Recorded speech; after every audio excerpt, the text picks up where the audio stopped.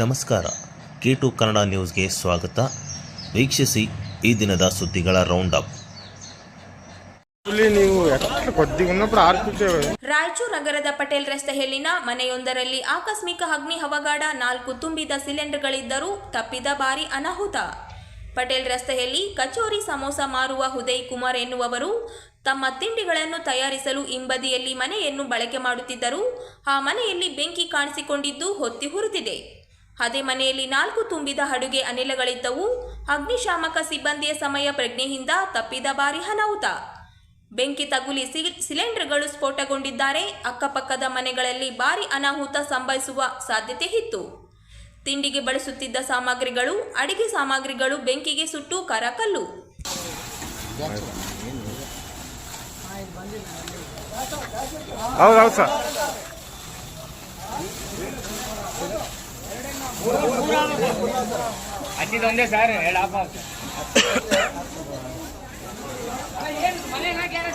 Sir garage sir एक Indian का कौन देते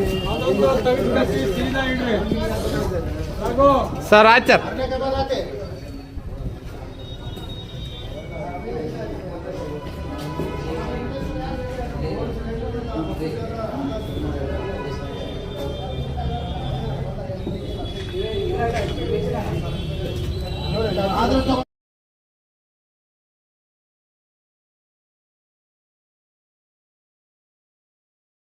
ರಾಯಚೂರು ತಾಲೂಕಿನ ಗಾಜರಾಳ ಗ್ರಾಮದಲ್ಲಿ ಮೆಟಲಿಂಗ್ ರಸ್ತೆಯ ಕಾಮಗಾರಿಯು ಕಳಪೆ ಮಟ್ಟದಿಂದ ಕೂಡಿದ್ದು, ಸದರಿ ರಸ್ತೆಯ ಪರಿಶೀಲನೆ ಮಾಡಿದ ನಂತರವೇ ಇದರ ಬಿಲ್ಲು ಪಾಸ್ ಮಾಡಬೇಕು ಎಂದು ಕರ್ನಾಟಕ ರಾಜ್ಯ ಮಾಹಿತಿ ಹಕ್ಕು ವೇದಿಕೆಯ ರಾಜ್ಯಾಧ್ಯಕ್ಷ ಹನುಮಂತ ನಾಗರಾಜು ಜಿಲ್ಲಾ ಪಂಚಾಯಿತಿ ಸಿಇಒ ಅವರಿಗೆ ಆಗ್ರಹಿಸಿ ಮನವಿ ಪತ್ರ ಸಲ್ಲಿಸಿದ್ದಾರೆ.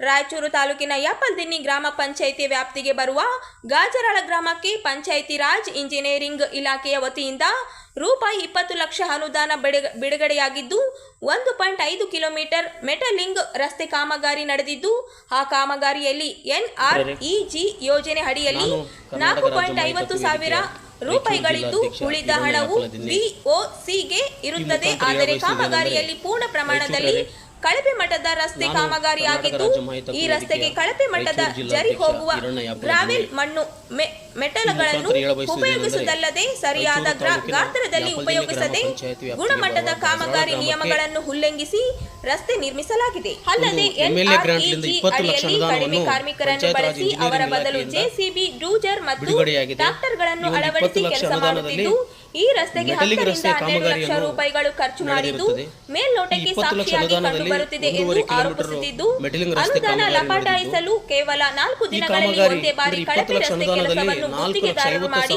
ಮುಗಿಸಿದ್ದಾರೆ ಎಂದು ಗಂಭೀರವಾಗಿ ಆರೋಪಿಸಿದ್ದಾರೆ. ಮನವಿ ಪತ್ರ ಸಲ್ಲಿಸಿ ಕೂಡಲೇ ಈ ಒಂದು ಕಾಮಗಾರಿ ವಿಚಾರವಾಗಿ ತನಿಖೆ ಕೈಗೊಂಡು ತಪ್ಪಿತರ ವಿರುದ್ಧ ಕ್ರಮ ಕೈಗೊಳ್ಳಬೇಕು ಎಂದು ಒತ್ತಾಯಿಸಿದರು. ನಾನು ಕರ್ನಾಟಕ ರಾಜ್ಯ ಮಾಹಿತಿ ಹಕ್ಕು ವೇದಿಕೆಯ ರಾಯಚೂರು ಜಿಲ್ಲಾಧ್ಯಕ್ಷ ಈರಣ್ಣ ಯಾಪಲದಿನ್ನಿ ಈ ಮುಖಾಂತರ ಹೇಳಬಯಸುವುದೇನೆಂದರೆ, ರಾಯಚೂರು ತಾಲೂಕಿನ ಯಾಪಲ್ದಿನ್ನಿ ಗ್ರಾಮ ಪಂಚಾಯತಿ ವ್ಯಾಪ್ತಿಗೆ ಬರುವ ಗಾಜರಾಳ ಗ್ರಾಮಕ್ಕೆ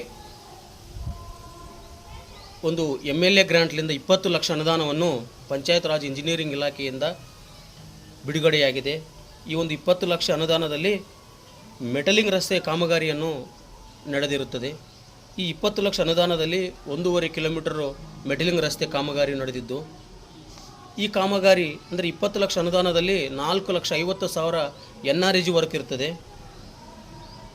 ಮತ್ತು ಈ ಒಂದು ರಸ್ತೆಗೆ ಗುಣಮಟ್ಟವಾದ ಅಂದರೆ ಸರ್ಕಾರದ ನಿಯಮಗಳನ್ನು ಉಲ್ಲಂಘಿಸಿ ಗುಣಮಟ್ಟವಾದ ಗ್ರಾವೆಲ್ ಮಣ್ಣು, ಗುಣಮಟ್ಟವಾದ ಮೆಟಲಿಂಗ್ಗಳನ್ನು ಉಪಯೋಗಿಸಿಲ್ಲ. ಆಮೇಲೆ NREG ವರ್ಕ್ನಲ್ಲಿ ಕಳಪೆಯ ಒಂದು ಮಟ್ಟದಲ್ಲಿ ಲೇಬರ್ಗಳನ್ನು ತೋರಿಸಿ ಎಲ್ಲ JCB, ಟ್ರ್ಯಾಕ್ಟರು, ಡೂಸರನ್ನು ಬಳಸಿದ್ದಾರೆ. ಮತ್ತು ಇದರ ಒಂದು ಕಳಪೆ ಕಾಮಗಾರಿಯ ಬಗ್ಗೆ ಸಂಬಂಧಪಟ್ಟ ಅಧಿಕಾರಿಗೆ ಇಂಜಿನಿಯರ್ಗೆ ತಿಳಿಸಿದರೆ ಅವರು ನಮ್ಮ ಒಂದು ವಿಷಯಕ್ಕೆ ನಿರ್ಲಕ್ಷ್ಯವನ್ನು ವಹಿಸಿದ್ದಾರೆ. ಆಮೇಲೆ ಈ ಒಂದು ಕೆಲಸಕ್ಕೆ 20 ಲಕ್ಷದಲ್ಲಿ ಸುಮಾರು ಒಂದು 8 ರಿಂದ 10 ಲಕ್ಷ ಮಾತ್ರ ಖರ್ಚಾಗಿರ್ಬೋದಂತ ನನಗೆ ಮೇಲ್ನೋಟಕ್ಕಲ್ಲ, ನಾನು ಸಾಕ್ಷಿಯಾಗಿ ಹೇಳ್ತಾ ಇದ್ದೇನೆ. ಯಾಕಂದರೆ ನಾನು ಆ ಸ್ಥಳಕ್ಕೆ ಭೇಟಿ ನೀಡಿ ಪರಿಶೀಲಿಸಿದ್ದೀನಿ. GPS ಫೋಟೋಗಳನ್ನು ಕೂಡ ತೆಗೆದಿದ್ದೀನಿ. ಕಳಪೆ ರಸ್ತೆಯ ಕಾಮಗಾರಿ ಫೋಟೋಗಳನ್ನು ಕೂಡ ಆ GPS ಕಾಮಗಾರಿ ಫೋಟೋಗಳನ್ನು ತೆಗೆದು ಈ ಅರ್ಜಿ ಮುಖಾಂತರ ಮಾನ್ಯ ಮುಖ್ಯ ಕಾರ್ಯನಿರ್ವಾಹಕ ಅಧಿಕಾರಿಗಳಿಗೂ ಮತ್ತು ಸಂಬಂಧಪಟ್ಟ ಮಾನ್ಯ ಕಾರ್ಯಪಾಲಕ ಅಭಿಯಂತರ ಪಂಚಾಯತ್ ರಾಜ್ ಇಂಜಿನಿಯರಿಂಗ್ ಇಲಾಖೆ ಮತ್ತು ಕಾರ್ಯಪಾಲಕ ಅಭಿಯಂತರ ಪಂಚಾಯತ್ ರಾಜ್ ಇಂಜಿನಿಯರಿಂಗ್ ಉಪವಿಭಾಗ ಇವರಿಗೂ ಈ ಅರ್ಜಿ ಮತ್ತು ಕಳಪೆ ಕಾಮಗಾರಿಯ GPS ಫೋಟೋಗಳನ್ನು ಕೂಡ ಲಗತ್ತಿಸಿ ಅರ್ಜಿಯ ಮುಖಾಂತರ ಕೊಟ್ಟಿದ್ದೇನೆ. ಆದ್ದರಿಂದ ತಾವುಗಳು ಈ ಕಳಪೆ ಕಾಮಗಾರಿಯನ್ನು ಪರಿಶೀಲಿಸಿದ ನಂತರವೇ ಗುತ್ತಿಗೆದಾರನಿಗೆ ಬಿಲ್ಲನ್ನು ಪಾಸ್ ಮಾಡಬೇಕು. ಗುತ್ತಿಗೆದಾರನ ಬರುವ ಬಿಲ್ಲನ್ನು ಸ್ಥಗಿತಗೊಳಿಸಿ ಈ ಕಳಪೆ ಕಾಮಗಾರಿ ರಸ್ತೆಯನ್ನು ಪರಿಶೀಲಿಸಿದ ನಂತರವೇ ಈ ಒಂದು ಬಿಲ್ಲನ್ನು ಗುತ್ತಿಗೆದಾರ ನೀಡಬೇಕೆಂತಂದು ಮಾಧ್ಯಮ ಮುಖಾಂತರ ನಾನು ಆಗ್ರಹಿಸುತ್ತಿದ್ದೇನೆ. ಆದ್ದರಿಂದ ತಾವುಗಳು ಸಂಬಂಧಪಟ್ಟ ಹಿರಿಯ ಅಧಿಕಾರಿಗಳು ಈ ಕಾಮಗಾರಿಯನ್ನು ಪರಿಶೀಲಿಸಬೇಕೆಂದು ಈ ಮಾಧ್ಯಮ ಮುಖಾಂತರ ನಾನು ತಮ್ಮಲ್ಲಿ ಕೇಳಿಕೊಳ್ಳುತ್ತಿದ್ದೇನೆ. ನಮಸ್ಕಾರಗಳು.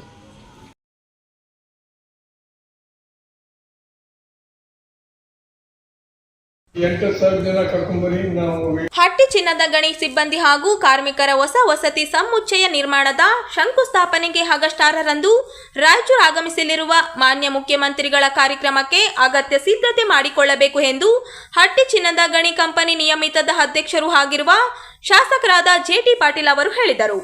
ಲಿಂಗಸೂರು ತಾಲೂಕಿನ ಹಟ್ಟಿಯಲ್ಲಿನ ಚಿನ್ನದ ಗಣಿ ಕಂಪನಿಯ ಸಭಾಂಗಣದಲ್ಲಿ ಹಟ್ಟಿ ಚಿನ್ನದ ಗಣಿ ಸಿಬ್ಬಂದಿ ಹಾಗೂ ಕಾರ್ಮಿಕರ ಹೊಸ ವಸತಿ ಸಮುಚ್ಚಯ ನಿರ್ಮಾಣದ ಶಂಕುಸ್ಥಾಪನೆ ಕಾರ್ಯಕ್ರಮದ ಬಗ್ಗೆ ಜುಲೈ 29ರಂದು ಪೂರ್ವಭಾವಿ ಸಿದ್ಧತಾ ಸಭೆ ನಡೆಸಿ ಅವರು ಮಾತನಾಡಿದರು. ಕಾರ್ಯಕ್ರಮಕ್ಕೆ ಆಗಮಿಸುವ ಎಲ್ಲ ಜನಪ್ರತಿನಿಧಿಗಳು, ಗಣ್ಯರು ಮತ್ತು ಸಾರ್ವಜನಿಕರಿಗೆ ಆಸನ, ಊಟ, ಉಪಹಾರ, ಸಾರಿಗೆ ಸೇರಿದಂತೆ ಎಲ್ಲ ರೀತಿಯ ಸೌಕರ್ಯಕ್ಕೆ ಅಚ್ಚುಕಟ್ಟಾದ ವ್ಯವಸ್ಥೆ ಆಗಬೇಕು. ಕಾರ್ಯಕ್ರಮಕ್ಕೆ ಆಗಮಿಸಲಿರುವ ಅಂದಾಜು 15,000 ಜನರಿಗೆ ತೊಂದರೆಯಾಗದ ರೀತಿಯಲ್ಲಿ ಊಟದ ಸಿದ್ಧತೆ ಮತ್ತು ಕಾರ್ಯಕ್ರಮಕ್ಕೆ ಬಂದು ಹೋಗಲು ಸಾರಿಗೆ ವ್ಯವಸ್ಥೆಯಾಗಬೇಕು. ಕಾರ್ಯಕ್ರಮದ ಬಗ್ಗೆ ಸರಿಯಾದ ರೀತಿಯಲ್ಲಿ ಜಿಲ್ಲಾ ಆಡಳಿತ ಮತ್ತು ಜಿಲ್ಲಾ ಪೊಲೀಸ್ ಇಲಾಖೆಯಿಂದ ಮೇಲುಸ್ತುವಾರಿಯಾಗಬೇಕು ಎಂದು ತಿಳಿಸಿದರು.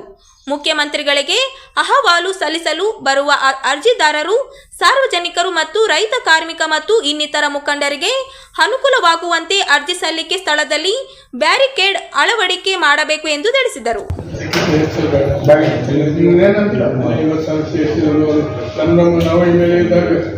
ಎಲ್ಲರೂ 30,000 ಸೇರಿಸಿವಿ, 40,000 ಸೇರಿಸಿವಿ. Depends upon the situation.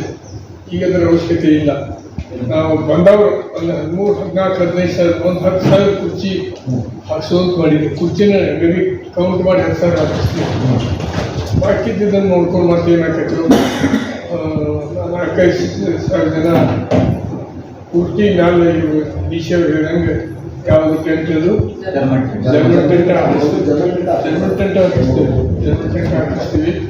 ಊಟದ ವ್ಯವಸ್ಥೆ ಸಹಿತ VIP ಇವರೇನು ಸಭೆ ಕೊಟ್ಟಿದ್ರಿ, PFPಗೆ ಊಟಕ್ಕೂ ನೋಡೋದು ಹೋಗಿ ವಿಚ್ ಈಸ್ ಬೆಟರ್ ಪ್ಲೇಸಸ್ ವಿಚಾರ ಸೆಲೆಕ್ಟ್ ಮಾಡೋದು. ಗ್ರೌಂಡ್ ಮಾಡಿರೋ ಸರ್ ಈಗ ನಂಬರ್ ಆಫ್ ಟೇಬಲ್ ನೀಡೋದು ಅಂದರೆ ಅವಾಗ ಡೆಫಿನೆಟ್ಲಿ ಪ್ಲಸ್ ನಮ್ಮ ಕಂಪ್ನಿಯವರು ನಾವು ಯಾಕೆಂದು ಹೆಚ್ಚು ನಮ್ಮ ಜನಪ್ರತಿನಿಧಿಗಳು ಹಾಲಿ ಇರ್ಬೋದು, ಮಾಜಿ ಇರ್ಬೋದು, ಎಲ್ಲರೂ ಜವಾಬ್ದಾರಿ ತಗೊಂಡ್ರೆ ಒಂದು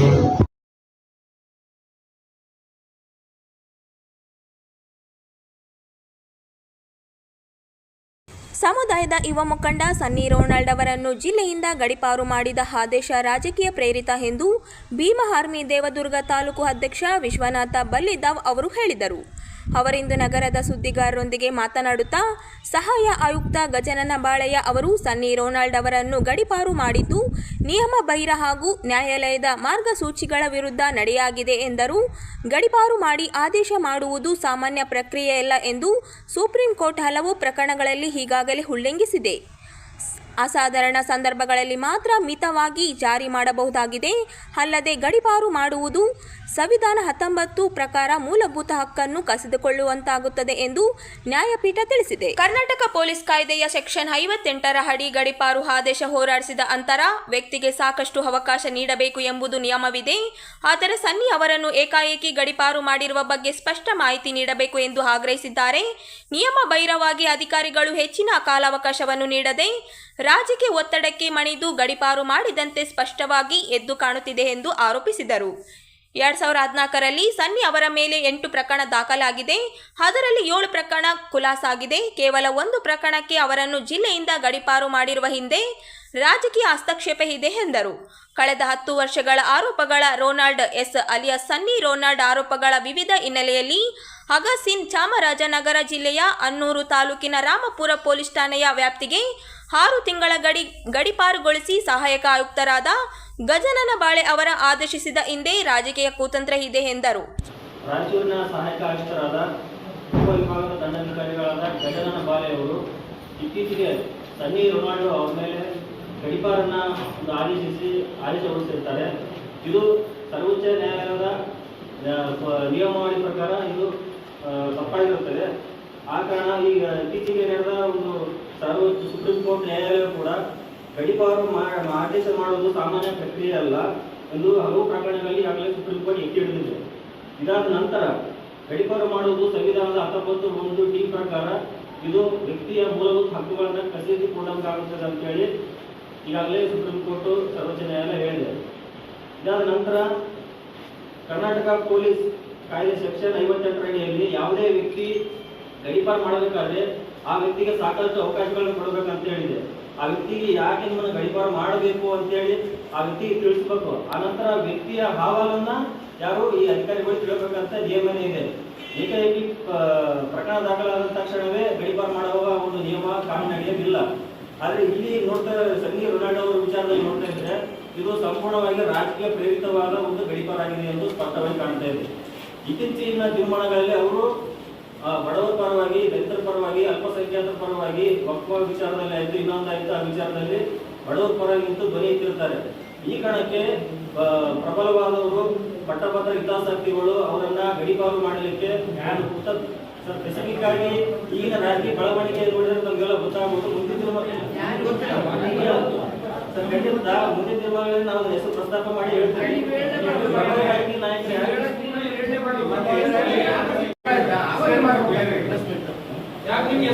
ಇಲ್ಲ, ನಾವು ನಮಗೆ ಅನುಮಾನಗಳಿರುವ ಕೆಲವೊಂದು ರಾಜಕೀಯ ಮುಖಂಡರಾದ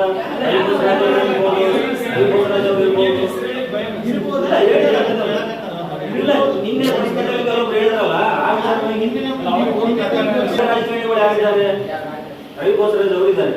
ಅವ್ರ ಮೇಲೆ ಸಾಕಷ್ಟು ಅನುಮಾನಗಳಿದ್ದಾವೆ. ಅವರೇ ಈಗ ಪಟ್ಟಭದ್ರ ಹಿತಾಸಕ್ತಿಗಳು ರಾಜಕೀಯ ಪ್ರಭಾವ ನಾಯಕರು ಅಂತೇಳಿ ಈಗೆಲ್ಲ ತಿಳಿದಿರೋ ವಿಚಾರವೇ ಆಗಿದೆ. ಯಾಕಂದ್ರೆ ಇವರ ಮೇಲೆ ದಾಖಲಾದ ಪ್ರಕರಣಗಳಲ್ಲಿ 8 ಕ್ರಿಮಿನಲ್ ಪ್ರಕರಣಗಳಾಗಿವೆ. ಅದರಲ್ಲಿ ಕೆಲವೊಂದು 7 ಪ್ರಕರಣಗಳು ಈಗಾಗಲೇ ಖುಲಾಸೆ ಆಗಿದ್ದಾವೆ ಅಂತ ಮಾಹಿತಿ ಇದೆ. ಇನ್ನೂ 2 ಪ್ರಕರಣಗಳು ತನಿಖಾ ಹಂತದಲ್ಲಿ ಇದ್ದಾವೆ. ಇಷ್ಟಿದ್ರು ಕೂಡ ಯಾವುದೇ ಗಂಭೀರ ಪ್ರಕರಣಗಳು ಇವ್ರ ಮೇಲೆ ಇಲ್ಲ. ಎಷ್ಟೋ ರೌಡಿಗಳು, ಕೊಲೆಗಡುಕು, ದರೋಡೆಗಳು ರಾಜರೋಷವಾಗಿ ಓಡಾಡ್ತಾ ಇದ್ದಾರೆ ರಾಯಚೂರು ಜಿಲ್ಲೆಯಲ್ಲೇ. ಅಲ್ಲ, ಕೆಲವೊಬ್ರು ಇರ್ಬೋದು ಸರ್,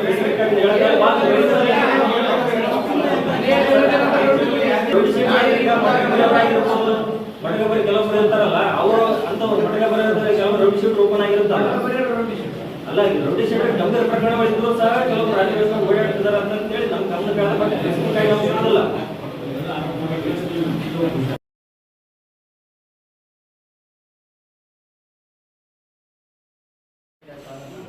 ತಾಲೂಕಿನ ಹೆರೆಗೆರೆ ಹೋಬಳಿ ಗಾರಲದಿನ್ನಿ ಗ್ರಾಮದ ಸೀಮಂತರಾದ ಸುಭದ್ರಾ ದೇವಿ ಅವರಿಗೆ ಸೇರಿದ ಪಟ್ಟ ಜಮೀನಿನಲ್ಲಿ ಅಕ್ರಮವಾಗಿ ಸಾಗುವಳಿ ಮಾಡುತ್ತಿರುವವರಿಗೆ ಶಾಸಕ ಬಸನ್ನಗೌಡ ದದ್ದಲ್ ಅವರು ರಕ್ಷಣೆ ನೀಡುತ್ತಿದ್ದಾರೆ ಎಂದು ಡಾಕ್ಟರ್ ಅಂಬೇಡ್ಕರ್ ಪೀಪಲ್ಸ್ ಪಾರ್ಟಿ ಜಿಲ್ಲಾಧ್ಯಕ್ಷರಾದ ಸ್ವಾಮಿದಾಸ್ ಜಂಗ್ಲಿ ಅವರು ಆರೋಪಿಸಿದರು. ಅವರಿಂದು ನಗರದ ಸುದ್ದಿಗಾರರೊಂದಿಗೆ ಮಾತನಾಡುತ್ತಾ ಗಾರಲದಿನ್ನಿ ಸೀಮಂತರದ ಸರ್ವೆ ನಂಬರ್ 308, 311 ಹಾಗೂ 312 ಒಟ್ಟು ವಿಸ್ತೀರ್ಣ 62 ಎಕರೆ ಜಮೀನು ಸುಭದ್ರಾ ದೇವಿ ಗಂಡ ಬಸವರಾಜ ಗೌಡ ಮಟಮಾರಿ ಇವರಿಗೆ ಸೇರಿದ ಜಮೀನಿನನ್ನು LS Nayak, K Dharmendra Nayak, K Parashappa Nayak, K Adyappa Nayak, P Eresh ಸೇರಿ ಇನ್ನೂ ಕೆಲವರು ದೌರ್ಜನ್ಯ ನಡೆಸಿದ್ದು, ಅದಲ್ಲದೆ ಇದೇ ಗ್ರಾಮದ ಸರ್ವೆ ನಂಬರ್ 22.1 ಕ್ಷೇತ್ರ 1.33 ಎಕರೆ ಗುಂಟೆ ಹಾಗೂ ಸರ್ವೆ ನಂಬರ್ 3.6 ಎಕರೆ ಗುಂಟೆ ಜಮೀನು ಪಾರ್ವತಮ್ಮ ಗಂಡ ಚೆನ್ನಯ್ಯ ಸ್ವಾಮಿ ಇವರಿಗೆ ಸಂಬಂಧಿಸಿದ ಜಮೀನಿನನ್ನು ಆಂಜನೇಯ, ನರಸಿಂಹ, ಗುಳ್ಳಯ್ಯ ಹಾಗೂ ನಾಗೇಶ್ ಅವರು ಅಕ್ರಮ ಕೂಟ ರಚನೆ ಮಾಡಿಕೊಂಡು ಜಮೀನಿನನ್ನು ಅತಿಕ್ರಮ ಮಾಡಿಕೊಂಡು ದೌರ್ಜನ್ಯವೆಸಗಿರುವ ಪ್ರಕರಣಕ್ಕೆ ಸಂಬಂಧಿಸಿ ಏಪ್ರಿಲ್ 4ರಂದು 2025ರಂದು ಹೆರೆಗೆರೆ ಪೊಲೀಸ್ ಠಾಣೆಯಲ್ಲಿ ದೂರು ಸಲ್ಲಿಸಿದರು. ಆರೋಪಿಗಳ ವಿರುದ್ಧ ಕ್ರಮ ಕೈಗೊಳ್ಳಬೇಕಾದ ಹೆರೆಗೆರೆ ಪೊಲೀಸ್ ಠಾಣೆ ಪಿಎಸ್ಐ ನಿಂಗಪ್ಪ ಅವರು ಮೀನಮೇಷ ಎಣಿಸುತ್ತಿದ್ದಾರೆ ಎಂದು ಆರೋಪಿಸಿದರು. ಜಿಲ್ಲಾ ಪೊಲೀಸ್ ಅಧೀಕ್ಷಕರು ನಮ್ಮ ದೂರು ಅನ್ವಯ ಪಿಎಸ್ಐ ನಿಂಗಪ್ಪ ಅವರಿಗೆ ದೂರವಾಣಿ ಮೂಲಕ ಕ್ರಮ ಕೈಗೊಳ್ಳುವಂತೆ ಆದೇಶಿಸಿದರು. ಇದುವರೆಗೂ ಯಾವುದೇ ಕ್ರಮ ಕೈಗೊಂಡಿಲ್ಲ ಎಂದು ಆರೋಪಿಸಿದರು. ಶಾಸಕ ಬಸನಗೌಡ ದದ್ದಲ್ ಅವರ ರಾಜಕೀಯ ಒತ್ತಡಕ್ಕೆ ಮಣಿದು ಪಿಎಸ್ಐ ಹಾಗೂ ಸಿಪಿಐ ಅವರು ಆರೋಪಿಗಳ ವಿರುದ್ಧ ಕ್ರಿಮಿನಲ್ ಪ್ರಕರಣ ದಾಖಲಿಸದೆ ಸುಮಾರು 3 ತಿಂಗಳಿಂದ ದೂರು ಸಲ್ಲಿಸಿದರೂ ಯಾವುದೇ ಕ್ರಮ ಕೈಗೊಂಡಿರುವುದಿಲ್ಲ. ಶಾಸಕರು ಆರೋಪಿಗಳಿಗೆ ರಕ್ಷಣೆ ಕೊಟ್ಟು ಕಾನೂನು ಬಾಹಿರ ಚಟುವಟಿಕೆಗಳಿಗೆ ಪ್ರೋತ್ಸಾಹ ನೀಡುತ್ತಿದ್ದಾರೆ ಎಂದು ಆರೋಪಿಸಿದರು. ಮತ್ತು ಭಾರತಮ್ಮ ಗಂಡ ಅವರು ಇವರು ಜಮೀನುಗಳಲ್ಲಿ ಅಕ್ರಮವಾಗಿ ಬೇರೆಯವರು ಸವಾಲು ಮಾಡ್ತಾ ಇದ್ದಾರೆ. ಇವರು ಪಕ್ಕ ಬಂದು ಇದ್ರೂ ಸಹ ಇವ್ರಿಗೆ ಸವಾಲು ಮಾಡಲಿಕ್ಕೆ ಅವ್ರು ಗೊತ್ತಾ ಇಲ್ಲ. ಹಾಗಾಗಿ ಮತ್ತೆ ನಾವು 2-3 ಸಲ CPI ಸಾಹೇಬರು ಮತ್ತು PSI ಸಾಹೇಬರು ನಾವು ಈ ಥರ ಏನಿಲ್ಲ ಅಂತೇಳಿ ಬೇರೆಯವರು ಅಕ್ರಮ ಮಾಡ್ತಾ ಇದ್ದಾರೆ ಅಂತೇಳಿ ನಾವು ತಿಳಿಸಿದ್ರಿಂದ ಅವ್ರು ನಮಗೇನು ರೆಫರೆನ್ಸ್ ಮಾಡ್ತಾ ಇಲ್ಲ ಅಂತೇಳಿ ನಮಗೆ ತಿಳಿದು ಬಂದಿದೆ. ಹಾಗಾಗಿ ಪೊಲೀಸರು ಅಧಿಕಾರಿಗಳು ಹಂಗಾಗಿ ಅವರೆಲ್ಲ ಇದು ಮಾಡ್ತಾ ಇಲ್ಲ.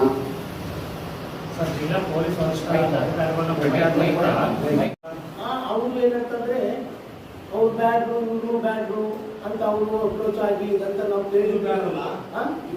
ಅಲ್ಲ ನಮ್ದೊಂದು ಇದು ಅನ್ಸುತ್ತೆ. ಅದು ಇಲ್ದಿದ್ರೆ ಕ್ಲಿಯರ್ ಕಟ್ ಪೇಪರ್ಸ್ ಪಾಣಿಗಳು ಇದಾವ, ಎಲ್ಲ ಐತೆ. ಪಟ್ಟ ಭೂಮಿ ಮೊದಲಿಂದ ಪಟ್ಟ ಭೂಮಿನೇ ಐತೆ. ವಿನಾಕಾರಣ ಲ್ಯಾಂಡ್ ಸೇಲಿಂಗ್ಸ್ ಎಕ್ಸಸ್ ಅಂತ ಮಾಡಿದ್ರು. ನಾವು ಕೋರ್ಟ್ ಹೋಗಿದ್ದು ನಿಜ, ಕೋರ್ಟ್ನಿಂದ ಅದು ಸ್ಮ್ಯಾಶ್ ಆಗಿದ್ದು ನಿಜ.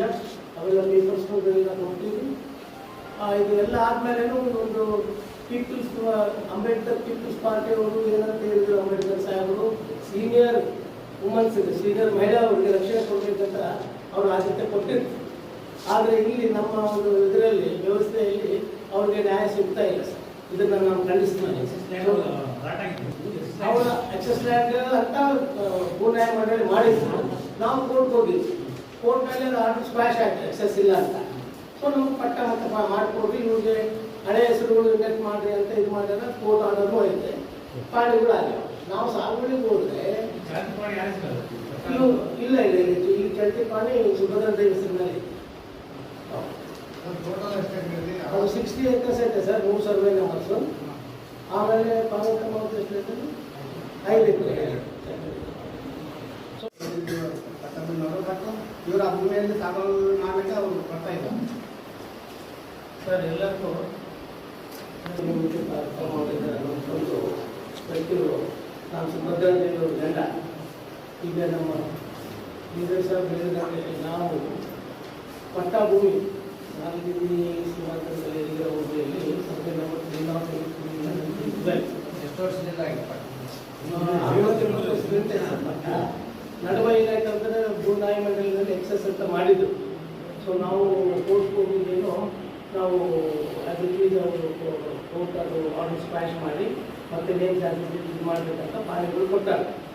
ಕೊಟ್ಟ ನಂತರನು ನಾವು ಅಲ್ಲಿ ಸಾಗುವಳಿ ಮಾಡಕ್ಕೆ ಹೋದರೆ ಇವು ದೌರ್ಜನ್ಯದಿಂದ ಈ ಹೆಸರುಗಳು ಕೊಟ್ಟಿದ್ದೀವಿ, ಅವರೆಲ್ಲ ದೌರ್ಜನ್ಯ ಮಾಡಿದಂತ ಅಲ್ಲಿ ನಮಗೆ ಸಾಗುವಳಿ ಮಾಡಕ್ಕೆ ಕೊಡ್ತಾ ಇಲ್ಲ. ಇದ್ರ ಸಂಬಂಧ ನಾವು ಒಂದಲ್ಲ 2 ಸಲ ನಾವು ಕಂಪ್ಲೇಂಟ್ ಕೊಡ್ತೀವಿ. FIR ಮಾಡಿದ್ರೆ ಅವ್ರನ್ನ ದೌರ್ಜನ್ಯ ತರಗತಿ ನಮ್ಗೆ ಸಾಗುವಳಿ ಮಾಡೋಕ್ಕೆ ಅನುಕೂಲ ಮಾಡಿಕೊಡ್ತಾರೆ ಮಾಡಿದ್ವಿ. ಅವರು ಸ್ವಲ್ಪ ಇಂಟ್ರೆಸ್ಟ್ ತೋರಿಸಲಿಲ್ಲ.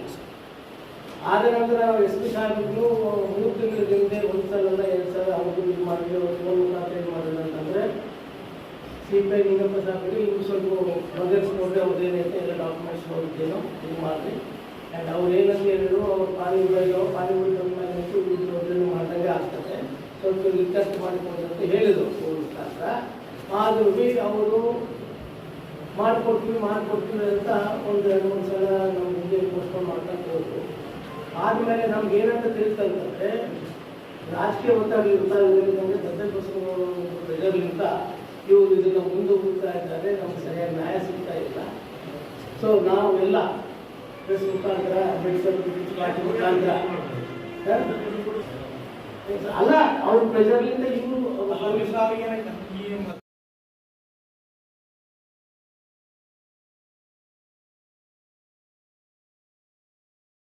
ಅಬಕಾರಿ ಇಲಾಖೆಯ ವಲಯ ನಿರೀಕ್ಷಕರಾದ ಕವಿತಾರ ಹಾಗೂ ಹನುಮಂತು ಗುತ್ತೇದಾರರು ಮಾಹಿತಿ ಹಕ್ಕು ಕಾಯ್ದೆಯನ್ನು ಸಂಪೂರ್ಣ ಉಲ್ಲಂಘಿಸಿ ಅಕ್ರಮ ಚಟುವಟಿಕೆಗಳಲ್ಲಿ ಗುರುತಿಸಿಕೊಂಡ ಇವರ ವಿರುದ್ಧ ಸೂಕ್ತ ಕಾನೂನು ಕ್ರಮ ಕೈಗೊಳ್ಳಬೇಕು ಎಂದು ಅಖಿಲ ಕರ್ನಾಟಕ ಡಾಕ್ಟರ್ ರಾಜ್ಕುಮಾರ್ ಅಭಿಮಾನಿಗಳ ಸಂಘಗಳ ಒಕ್ಕೂಟ ಜಿಲ್ಲಾ ಅಧ್ಯಕ್ಷರಾದ ಎನ್.ಎಂ. ಮೈತ್ರಿಕರ್ ಅವರು ಆಗ್ರಹಿಸಿದ್ದಾರೆ. ಅವರಿಂದು ನಗರದ ಸುದ್ದಿಗಾರರೊಂದಿಗೆ ಮಾತನಾಡುತ್ತಾ, ನಗರದಲ್ಲಿ ಬೆಳ್ಳಂಬೆಳಗ್ಗೆ ಅಕ್ರಮವಾಗಿ ಅಂಗಡಿಗಳಿಗೆ ಮದ್ಯ ಮಾರಾಟ ಮಾಡಲಾಗುತ್ತಿದೆ.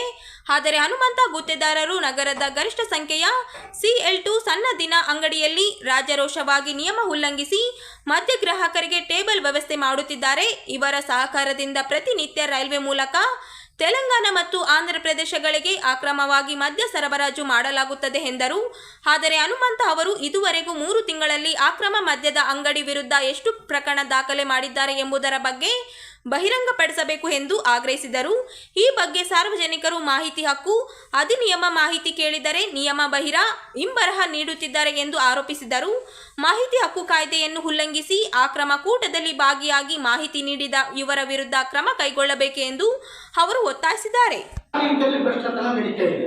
ಅಧಿಕಾರಿಗಳು ಮತ್ತು ಲೈಸೆನ್ಸ್ದಾರರು ಮತ್ತು ಟೋಟಲಿ ಎಲ್ಲ ಮತ್ತೆ ಕೆಲವೊಂದು ಲೈಸೆನ್ಸ್ಗಳಿದಾವ, ಅಂದ್ರೆ CL2, CL7, CL9, CL11 ಅಂತೂ ಗೌರ್ಮೆಂಟ್ ಇದ್ದು. ಈ ರೀತಿ CL2 ರಲ್ಲಿ ಕೇಬಲ್ ವ್ಯವಸ್ಥೆನೇ ಇರಬಾರ್ದು. ಹಿಂಗೆ ಬಂದಿದ್ದು ಮತ್ತೆ ಹಿಂಗೆ ಗೌರ್ಮೆಂಟ್ ಹಿಂಗೆ ಬಂದಿದ್ದಾಗೆ ಗ್ರಾಹಕರಿಗೆ ಕೊಡಬೇಕು. ಅದು ಸೀಲು ಹೊಡಿಬಾರ್ದು ಮತ್ತು ಟೇಬಲ್ ವ್ಯವಸ್ಥೆನೂ ಮಾಡಬಾರ್ದು. ಅದು ಆ ವ್ಯವಸ್ಥೆ ಎಲ್ಲ ವೈನ್ ಶಾಪ್ಗಳಲ್ಲಿ, CL2 ವೈನ್ ಶಾಪ್ಗಳಲ್ಲಿ, ಎಲ್ಲ ವೈನ್ ಶಾಪ್ಗಳಲ್ಲಿ ನಡೀತಾ ಇದೆ ರಾಜಾರೋಷವಾಗಿ. ಇದಕ್ಕೆಲ್ಲ ಅಧಿಕಾರಿಗಳ ಕುಮ್ಮಕ್ಕು ಒಂದು. ಎರಡನೇದೇನೆಂದ್ರೆ CL7 ರಲ್ಲಿ ಒಂದು ಲಾಡ್ಜ್ಗೆ ಸಂಬಂಧಪಟ್ಟಿದ್ದು ಆ ಲಾಡ್ಜ್ನಲ್ಲಿ ಇರುವಂತಹ ಗ್ರಾಹಕರಿಗೆ ಮಾತ್ರ ಮದ್ಯ ಸರಬರಾಜು ಮಾಡಬೇಕು. ಆ ಒಂದು CL7 ರಲ್ಲಿ ಎಲ್ಲ ಹೊರಗಿನ ಬಂದವರು ಅಲ್ಲಿ ಮದ್ಯ ಸ್ವೀಕಾರ ಮಾಡ್ಬೋದು, ಮತ್ತೆ ಯಾರಾದರೂ ಅವರು ಅಲ್ಲಿ ಇದು ಮಾಡ್ಬೋದು, ಸೇವನೆ ಮಾಡ್ಬೋದು. ಅವರಿಗೆ ಎಲ್ಲ ವ್ಯವಸ್ಥೆನೂ ಇರ್ತದೆ. ಅದು ಲಾಡ್ಜಲ್ಲಿ ಇರುವಂಥವ್ರಿಗೆ ಮಾತ್ರ, ತೆಗಿರೋಂಥವ್ರಿಗೆ ಮಾತ್ರ ಅದು ಅಲ್ಲಿ ವ್ಯವಸ್ಥೆ ಕಲಿಸ್ಬೇಕು. ಅದು ಎರಡನೇ ತಪ್ಪು. ಮೂರನೇದೇನೆಂದ್ರೆ ಇಲ್ಲಿ ಟೋಟಲಿ ನಮ್ಮ ಆಂಧ್ರ ತೆಲಂಗಾಣಕ್ಕೆ ನಮ್ಮ ರಾಯಚೂರಿಂದನೇ, ಯಾಕಂದ್ರೆ ಇಲ್ಲಿ ನಿಯರೆಸ್ಟ್ ಆಗಿದ್ದ ಕಾರಣ ಹತ್ರ ಇರೋ ಕಾರಣ ಈ ಕಡೆ 20 ಕಿಲೋಮೀಟ್ರು, ಈ ಕಡೆ ಒಂದು 50-40 ಕಿಲೋಮೀಟ್ರು. ಅದು ಈ ಒಂದು ತಾಣಗಳಿಗೆ ಇಲ್ಲಿ ರಾಯಚೂರಿನಿಂದ ಟ್ರೈನ್ಗಳ ಮುಖಾಂತರ ಹೋಗ್ತದ. ಅದು ಇವ್ರ ಕುಮ್ಮಕ್ಕೆ ಇದು ಎಲ್ಲ ಅವ್ರಿಗೆಲ್ಲ ಈ ವಿಷಯ ಎಲ್ಲ ಗೊತ್ತಿದ್ದನ್ನೇ. ಇದು ಯಾವುದು ಹೊಸದೇ ಅನ್ನೋದು ಅವರಿಗೆ ನಾನು ಹೇಳೋದು. ಅವರಲ್ಲಿ ಏನು ನಡೀತಾ ಇರ್ತಕ್ಕಂಥ ಪಾಯಿಂಟ್ ಅಂಶಗಳೇ ನಾನು ಇಲ್ಲಿ ಪ್ರಸ್ತಾಪ ಮಾಡ್ತಾ ಇದ್ದೇನೆ. ಒಂದು. ಎರಡನೇದು, ಇಲ್ಲಿ ಅವರು ಮುಖ್ಯವಾಗಿ ಯಾವುದೇ ಒಂದು ಪರಿಶೀಲನೆ ಮಾಡಬೇಕಂದ್ರೆ ನಾವು ಪರಿಶೀಲಿಸಿದ್ದೀವಿ ಅಂತ ಅಂತಾರ. ಲಾಸ್ಟ್ ಟೈಮ್ ಒಬ್ಬ ಉನ್ನತಾಧಿಕಾರಿ ಇವರು ಬೆಳಗಾವಿ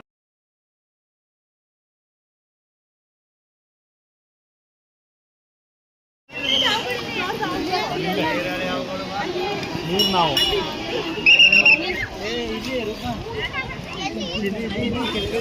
ಮಕ್ಕಳ ದೂರ ಇಟ್ಕರೆ, ಮಕ್ಕಳನ್ನ ಮುಂದೆ ಇಟ್ಕರೆ.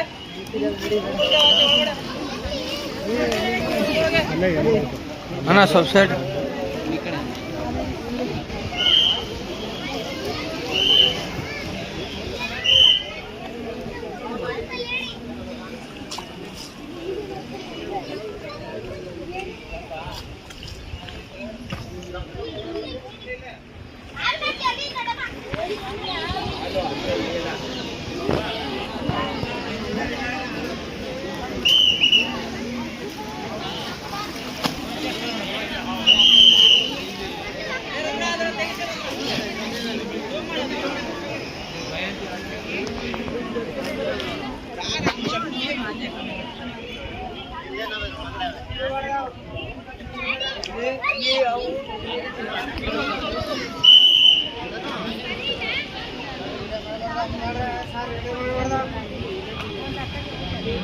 ಮುಂದೆ